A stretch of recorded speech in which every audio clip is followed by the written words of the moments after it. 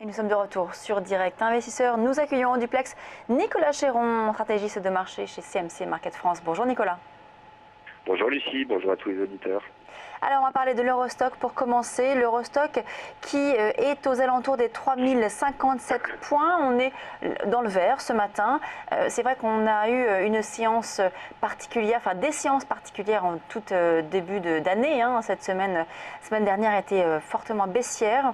Là finalement, première séance de la semaine qui semble être orientée à la hausse légèrement. Est-ce que c'est pour vous un bon point d'entrée pour continuer à rester baissier ou est-ce qu'au contraire on pourrait redevenir acheteur de façon plus long terme?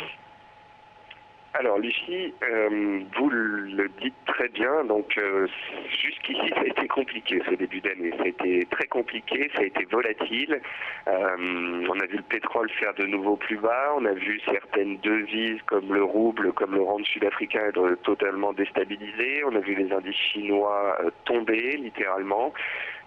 Vendredi, on a eu une séance très particulière puisque malgré 292 000 créations d'emplois aux États-Unis, on a eu une baisse des indices américains en clôture, ce qui est extrêmement rare.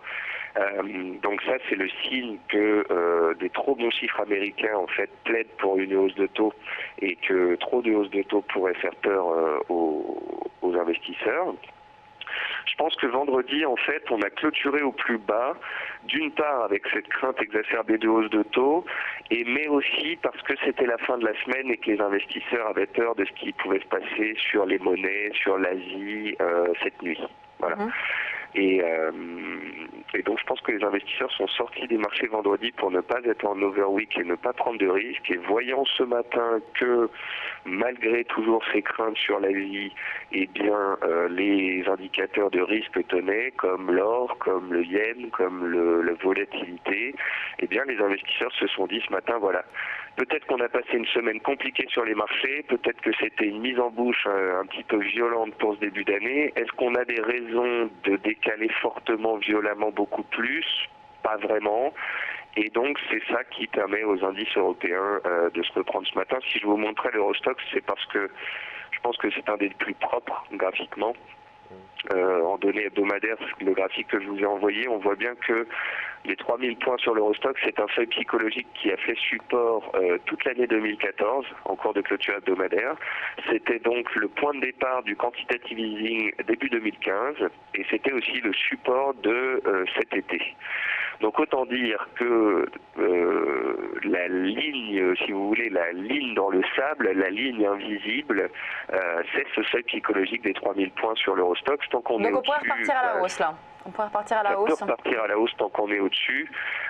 Casser cette zone-là, accélérer dessous, ce serait donner un élément encore supplémentaire à la mise en place possible d'un bear market, d'un marché baissier pour l'année 2016. Donc on joue gros, Lucie, sur ce support. Et ceux qui constatent qu'on le tient, donc vous voyez, on l'a touché ce matin, on a rebondi violemment. Là, on est en train de redescendre un petit peu. Il y a ceux qui vont se dire qu'on continue d'être baissier, qui accumulent des positions vendeuses tant que les plus hauts sont de plus en plus bas, et puis continuent de shorter les indices en espérant que ça lâche littéralement. Et puis il y a ceux qui notent cette zone majeure de soutien testée l'été dernier et qui se disent, voilà, on a mal commencé l'année, on a perdu 7% depuis le 1er janvier, on est revenu sur des supports clés, y a-t-il des nouvelles suffisantes pour faire dérailler ces marchés? Et si vous ne pensez pas que ce soit le cas, c'est effectivement dans ces zones de prix-là que vous vous intéressez à des achats éventuels. D'accord. Sur ce niveau-là, Aziz, si on suit le scénario de Nicolas, on peut se positionner donc du coup sur les 3000 points pour reviser donc, le rebond. Effectivement, s'il y a bien un niveau, s'il faut payer un niveau, c'est bien les 3000 points, parce qu'effectivement, Nicolas a quasiment tout dit. On a rebondi dessus historiquement depuis 2014, on tient bien, c'est le dernier rempart avant le décrochage total. Et effectivement, Nicolas a présenté les deux scénarios. Il y a ceux qui vont effectivement profiter du retour sur les 3000 points pour se positionner à l'achat dans l'optique de ce support psychologique très important, et ceux qui vont profiter plutôt du rebond de ce matin. On voit bien que même si on a rebondi à l'approche des 3000 points, on n'a pas réussi à passer les 3070, et donc il y aurait des investisseurs qui potentiellement pourraient profiter de ce rebond pour renforcer leur position vendeuse et viser dans un premier temps, alors en intraday, un retour sur les 3000, voire une poursuite de la baisse en cas de rupture de ce niveau. Nicolas, on passe à la suite, notamment on va parler de devises avec tout d'abord le le livre sterling face au yen. C'est une paire qui baisse depuis maintenant plusieurs mois. Oui, c'est une paire, Lucie, qui a baissé pratiquement 20 séances d'affilée sans rebond majeur. En fait, la livre yen, c'est une des paires les plus volatiles qui soit et les plus violentes qui soit sur les marchés boursiers. Vous pouvez voir que depuis en fait déjà 6-7 mois, c'était une paire qui avait une pente un petit peu baissière. En fait, à l'été dernier, la livre était au top et les indices boursiers étaient au plus haut. Du plus haut des dernières années. Donc ensuite, en août, on a eu un choc baissier, donc la livre yen a suivi, et puis ce qui a fait que la livre yen a continué de baisser par la suite, c'est que la livre est devenue moins attractive, les chiffres économiques ont été moins bons, et puis on parlait moins de hausse de taux en Angleterre que par le passé. Ce qui est intéressant de voir ici, c'est que la livre a perdu pratiquement 2000 points en 2 mois. Elle est arrivée sur un seuil psychologique, les 170. On a une oblique qui passe par tous les plus bas et qui passe par le point actuel. J'ai l'impression que c'est ici aussi un point clé. Si vous pensez que les indices peuvent rebondir, si vous pensez que c'est pas la fin du monde, mais qu'on va pas casser les supports de moyen terme pour le moment, alors la zone des 170-171 sur la livre yen, c'est une zone d'attractivité potentielle.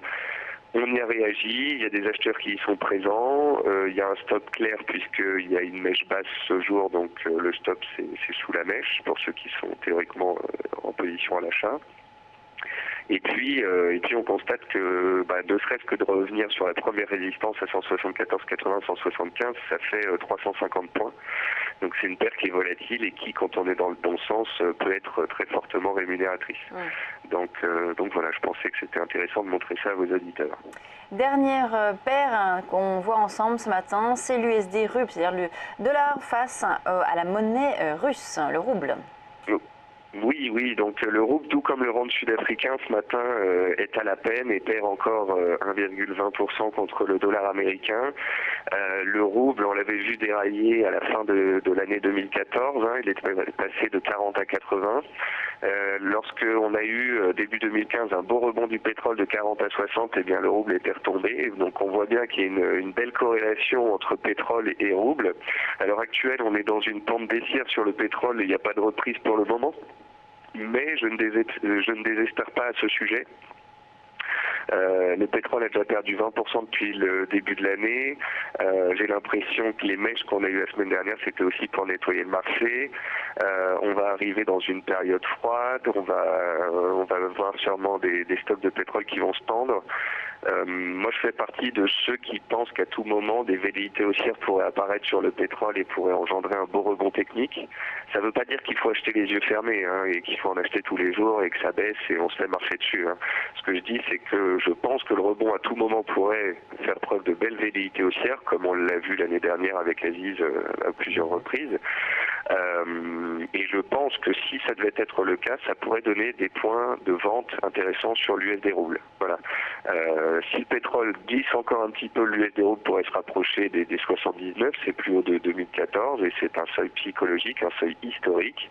Et si à partir de cette zone-là, le pétrole devait refaire 10, 15, 20% à la hausse, ce qui n'est pas grand-chose par rapport à la baisse passée, eh bien, il pourrait y avoir un beau trade contrarien à faire sur le rouble. Donc ça, c'est non pas un trade sur lequel rentrer dès maintenant, mais c'est un trade sur lequel se mettre des alertes, que ce soit sur le rebond du pétrole ou le repli du rouble, qui est plus ou moins le même trade, dépendamment de si on préfère trader les monnaies ou les matières premières en fait. D'accord. Donc à suivre avec en effet l'évolution du pétrole, qui a baissé, qui continue de baisser. On est au niveau des 33 à 32 dollars ce matin.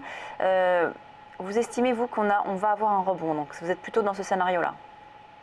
Ce matin, les indices ont réagi sur les sous ou sur les plus bas de la semaine dernière et le pétrole a fait de même. Il a réagi sur ses plus bas de jeudi dernier. Pour l'instant, vous savez, Lucie, c'est des prémices. On est dans un marché depuis le 1er janvier qui est baissier. Pour que Donc là, on vous parle de prémisse de réaction positive sur support. Ouais. Mais il faudrait qu'il y ait ça, et puis qu'ensuite on se retourne à la hausse, et qu'on valide des retours à la hausse, puis qu'on casse des résistances, et là on pourrait parler de rebond potentiel plus puissant à mettre en place. Donc pour l'instant on a des prémices, surveillons-les, on est lundi, c'est le début de la semaine, mais je dirais que c'est déjà mieux que la Bérésina, et que d'être à -4 dès le début de la semaine. Voilà. Merci Nicolas Chéron, stratégiste de marché chez CMC Market France. On marque une pause, on se retrouve dans quelques instants, on va parler avec Benoît Rousseau dans l'île. À tout de suite.